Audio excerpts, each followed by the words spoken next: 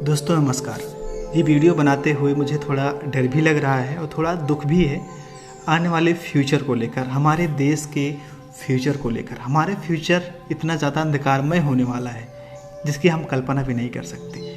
हम आज़ादी का जश्न तो मनाते रहते हैं हर 15 अगस्त को, लेकिन आज़ादी कैसे मिली इससे कहीं ज़्यादा जानना ये आवश्यक है कि हम गुलाम कैसे हुए, क्या वजह थी जिस वजह से हम गुलाम हुए।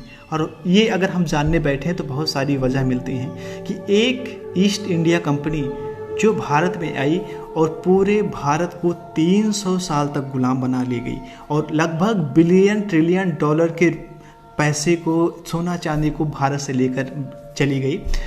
और वही काम दोबारा होने जा रहा है पूरे भारत देश में।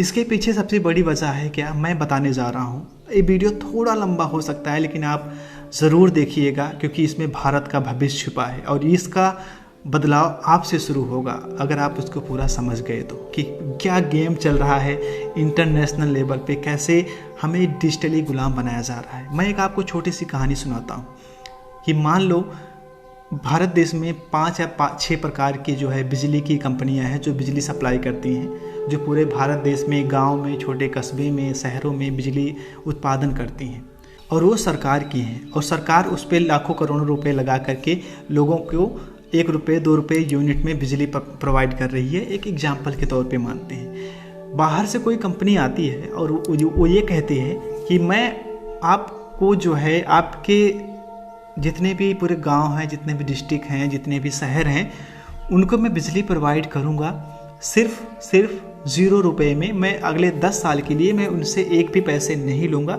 या फिर मैं उनसे कभी भी पैसे नहीं लूँगा, ये मेंशन करती है और मैं उसे फ्री में कर दूंगा। और वो जो बाहर से कंपनी आती है जगह जगह पे अपना स्ट्रक्चर लगाती है, इंफ्रास्ट्रक्चर बनाती है, उसकी वजह से लोगों को फ्री में चीज़ें मिलना शुरू हो जाती हैं। लोग बहुत खुश होते हैं, लोग बड़े आसानी से एक्सेप्ट कर लेते हैं कि अब तो घर में बिजली आ रही है, फ्री में सारी चीज़ें होंगी, फ्री में टीवी चलेगा, कंप्यूटर चलेगा, फ़ैन चलेगा, एसी कूलर सब कुछ चलेगा।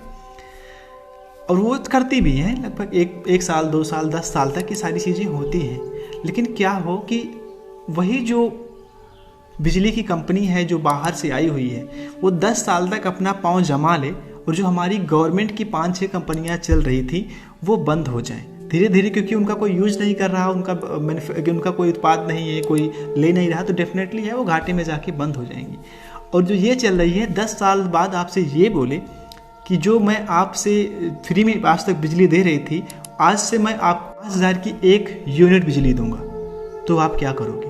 अब आपका सारा घर, होम अप्लाइंसेस, आपकी सारी ज़िंदगी, आपके कृषि कार्य, आपके जो है हमारे जो है जितने भी चीज़ें हैं जो बिजली से चलती हैं सब हैं। और मान लो हमारे घर की उतनी आमदनी ही नहीं है कि हम एक दिन में मान लो 10-15 यूनिट खर्च कर रहे हैं, तो हमारी उतनी क्षमता ही नहीं कि हम उससे पे कर सकें। क्या करेंगे? हम सब बहुत मुसीबत में पड़ जाएंगे। ऐसा ही कर रही है आज की कंपनी गूगल। आपने सुना होगा रिसेंटली कि उसने 30 से भी ज़्यादा भारतीय एप्लीकेशन को प्ले स्टोर से हटा दिया। पिछले कई सालों से जो है वो सबको फ्री में दे रही थी, सब कुछ आप अपना एप्लीकेशन होस्ट करो, आप अपना सबको फैलाओ, सबको डाउनलोड करवाओ। लेकिन अचानक क्या किया कि उसने 30% मांग कर दिया कि मान लो मैं एक एजुकेशनल एप्लीकेशन चलाता हूँ और उसका रेवेन्यू जो है वो मैं अपने हर एक स्टूडेंट से वो मान लो $300 रुपये चार्ज करता हूँ, उसमें से उसे 30% चाहिए। पर एक सब्सक्रिप्शन पे प्ले स्टोर 30% ले रहा है।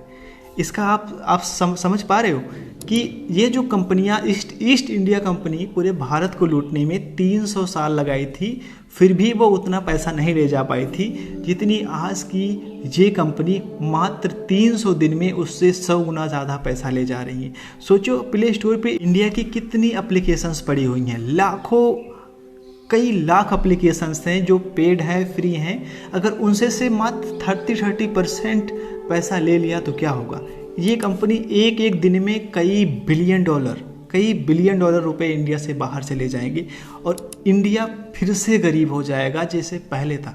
आज सोचो हमारे जो घर के लोग हैं, हमारे भाई बहन हैं, वो पढ़ाई करते हैं, ज़्यादातर ऑनलाइन करते हैं। उसमें से अगर कोई इंसान 30%, जब हम मान लो कि अगर 300 रुपये दे रहे हैं महीने का, अगर उस पे से 300 रुपये में से सिर्फ 30% जा रहा है कंपनी को, सोचो कितना ज़्यादा चला जाएगा।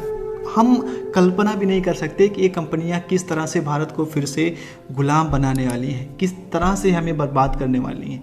30 एप्लीकेशन हटाने का मतलब ये है कि कुछ अभी तक सिलेक्टेड कुछ एप्लीकेशन हैं, जैसे शादी.com हो गया, नौकरी जिस पे लोग अपना बायोडाटा फिल करते हैं, मुझे नौकरी चाहिए, मुझे पैसे कमाने के लिए रास्ता चाहिए, वहाँ से भी कोई अगर 30 रुपये भी दे रहा है अपने जॉब को, अपने फाइल को रखने के लिए, तो वहाँ से भी उन्हें 30% चाहिए। इतना ज़्यादा खतरनाक हो रहा है, इतनी ज़्यादा प्लानिंग चल रही है सिर्फ। और ये अभी सभी के ऊपर लागू नहीं है, ये कुछ के ऊपर लागू है, कुछ के ऊपर नहीं। जिस तरह से ईस्ट इंडिया कंपनी आई थी और वहाँ कुछ लोगों के पास, कुछ लोगों से टैक्स ले रही थी, कुछ लोगों से नहीं। जो अगर मैं कोई स्टार्टअप कर रहा हूँ, हम सब कोई स्टार्टअप कर रहे हैं, और वो जो है एप्लीकेशन के थ्रू कर रहे हैं, एप्लीकेशन जो है हम अपने जो है प्ले स्टोर पे रख रहे हैं, और छोटा सा स्टार्टअप है अभी 10 लाख रुपए लगा करके, अगर उसमें से 3 लाख रुपए हमारा रेवेन्यू जनरेट हो रहा है, उसमें से 30% चला जा रहा है।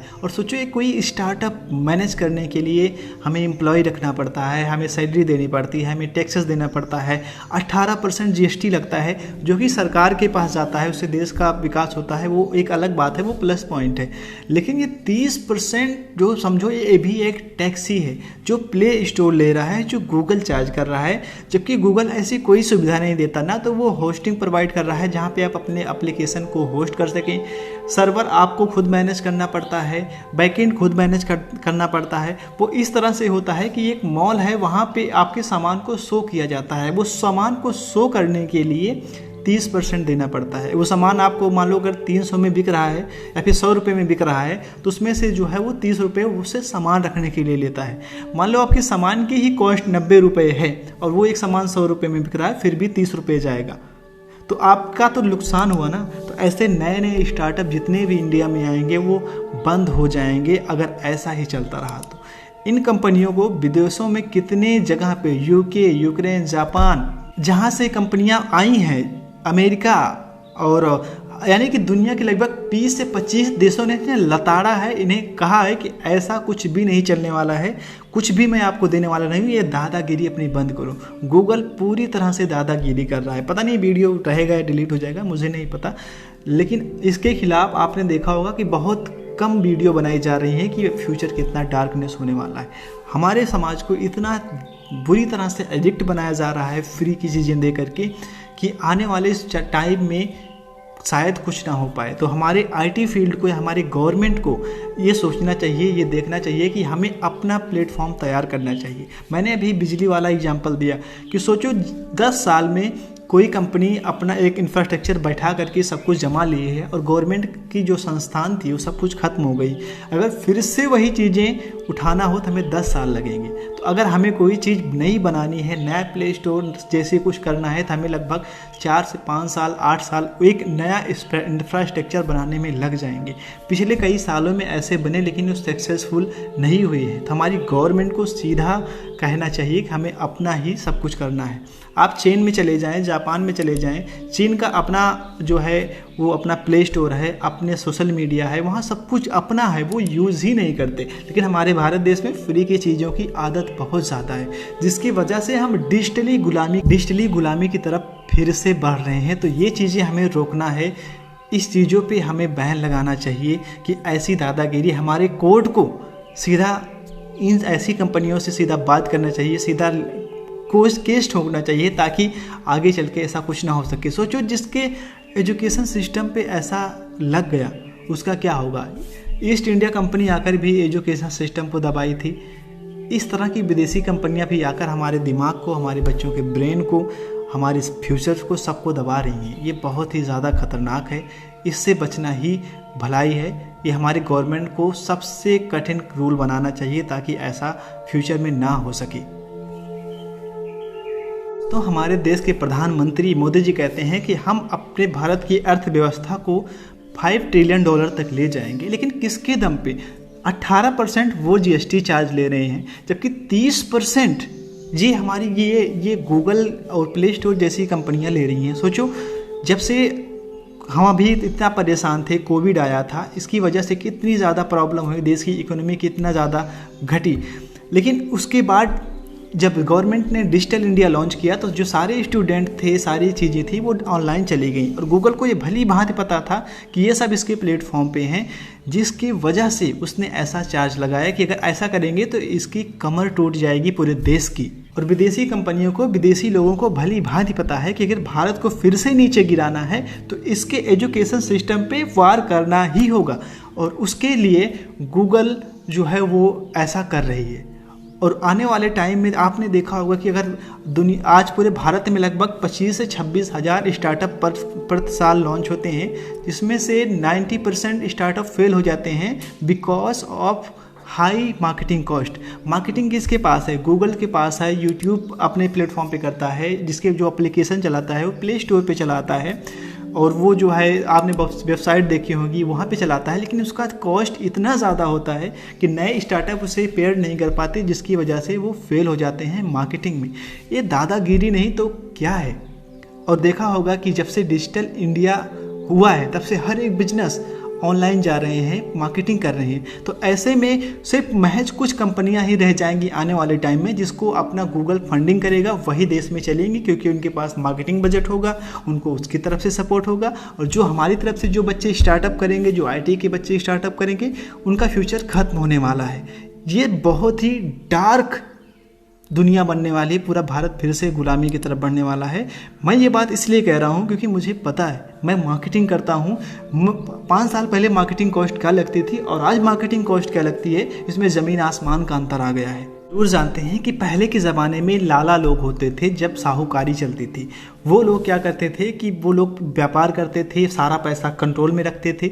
लेकिन उनमें भी एक अच्छी बात थी कि वो अपना पैसा कहीं विदेशों में नहीं भेजते थे, कहीं ऐसी जगह पे भेजते नहीं थे जहाँ पे वहाँ के समाज के लोगों को ना आए। वो व्यापार करते थे, जिसकी वजह से वहाँ पे रोज़गार होता था, लोग जो है कमाते थे पैसे। लेकिन आज जो सबसे बड़ी लाला बनने वाली है, जो सबसे बड़ी कंपनी बनने वाली है, वो है गूगल। गूगल सोचो, आपके आसपास के एरिया से कितने लोग व्यापार करते हैं? कोई नहीं करता है। उससे कितने लोग जुड़े हुए हैं, कितने लोग जॉब करते हैं? शायद कोई ना करता हो, शायद एक का दुक्का आप कहीं पा जाओगे। लेकिन पैसा आपके आसपास के एरिया से, हमारे घर से, हर जगह से गूगल को जा रहा है। वो पैसे कहाँ जा रहे हैं? वो पैसे जा रहे हैं विदेशों में।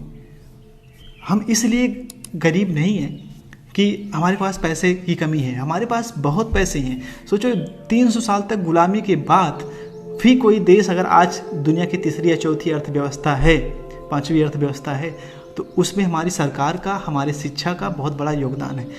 हर पूरी दुनिया में महामारी फैली, लेकिन ऐसा कोई भी देश नहीं था जिसे रिकवर करने में 6 महीने, 7 महीने या फिर 2-2 साल तक, यहाँ तक अभी तक नहीं रिकवर कर पाए हैं। लेकिन भारत ने महज 3 या 4 महीने में वो फिर से स्पीड पकड़ ली। जो गाड़ी पूरी बंद हो गई थी वही इकोनॉमी फिर से पकड़ ली। ऐसा पूरे विश्व में कभी नहीं हुआ। लोग जलन कर रहे हैं, लोग इस देश को फिर से डुबाने में लगे हुए हैं। तो बहुत ही भयानक फ्यूचर है, बहुत ही खतरनाक होने वाला है। आप बचो। आप इस वीडियो को ज़रूर शेयर करो उन लोगों तक जिन्हें नहीं पता है। ये सचमुच में बहुत ही डरावना फ्यूचर होने वाला है। आप अगर IT फील्ड से हैं तो हमसे आपसे रिक्वेस्ट है कि आप कुछ ऐसे बनाओ, कुछ ऐसा लॉन्च करो जिससे वो स्वदेशी हो, जिससे पूरे भारत की जनता यूज कर सके। सोचो अगर कोई प्ले स्टोर अपने देश का होता, अपने देश का अगर हो और वो 30% ले, तो वो एक दिन में $1 बिलियन, $1 ट्रिलियन की कंपनी एक महीने में बन सकती है। और वो कंपनी, वो जो पैसा होगा वो अपने देश में यूज़ होगा, अपना एक नया रोज़गार होगा। लेकिन जब बाहर पैसे चले जाएंगे, देश से बाहर चले जाएंगे, तो क्या होगा? और ऐसा नहीं कि अगर ये लग गया, एजुकेशन सिस्टम पे ये अगर टैक्स लग गया, एप्लीकेशन पे लग गया, तो सोचो सबसे ज़्यादा एप्लीकेशन कि किस कैटेगरी में चलते हैं? एजुकेशन में चलते हैं। खान सर चलाते हैं, बहुत सारे कोचिंग इंस्टीट्यूट चलाते हैं, भारत में अलग अलग भाषाओं के कोचिंग इंस्टीट्यूट चलाते हैं। कुछ शादी.com वगैरह हैं, लोग अपना शॉप चलाते हैं, वहाँ से ई-कॉमर्स चलते हैं। सोचो फ्लिपकार्ट जैसी कंपनी पे लग गया और जहाँ पे लाखों ट्रांजेक्शन प्रतिदिन होते हैं, उसमें से 30% अगर जाने लगा तो कितना पैसा चला जाएगा। अगर अमेजोन तो ले ही जा रहा है, लेकिन वहाँ भी भारत में भी एम्प्लॉय क्रिएट किया है। ऐसी बहुत सारी ई-कॉमर्स कंपनियाँ हैं जिसके साथ 30% चला गया, तो कितना बड़ा खंखार हो जाएगा। ये समझो एक मकड़ी का जाला बुन चुका है भारत के लिए, भारत को फिर से गरीब बनाने के लिए। जो हम चौंक धौंक भरी लाइट ज़िंदगी देख रहे हैं, ये कुछ ही दिन में बुझने वाली हैं अगर हमने अभी अवेयर नहीं हुए। सोचो कि ये सिर्फ ऐसी बात नहीं करते किसी एप्लीकेशन से सिर्फ 30% लेना है, ये कह रहे हैं कि पूरे भारत की इकोनॉमी से 30% लेना है। अगर $5 ट्रिलियन की कंपनी है, पूरे भारत की इकोनॉमी होने वाली है, तो उसमें का 30% इनको चाहिए। कैसे? शॉपिंग करोगे, कोई सामान खरीदोगे, कहीं से आप शिक्षा लोगे, कहीं से कपड़े लोगे, ये सब कहाँ से करते हैं आजकल लोग? ऑनलाइन करते हैं। पूरे देश के लोग ऑनलाइन करते हैं। अगर इसमें से 30% चला गया तो क्या होने वाला है? बहुत ही ज़्यादा डेंजरस है। मेरे दोस्तों, मेरा इतना ही बताने का मकसद था, शायद आप समझ गए होंगे। मैं ऐसे ही वीडियोस आपको बताता रहूँगा जो देश के हित में है। आपसे ज़रूर एक लोगों के साथ आप ज़रूर शेयर करो, शायद उनको समझ में आए कि क्या होने वाला है।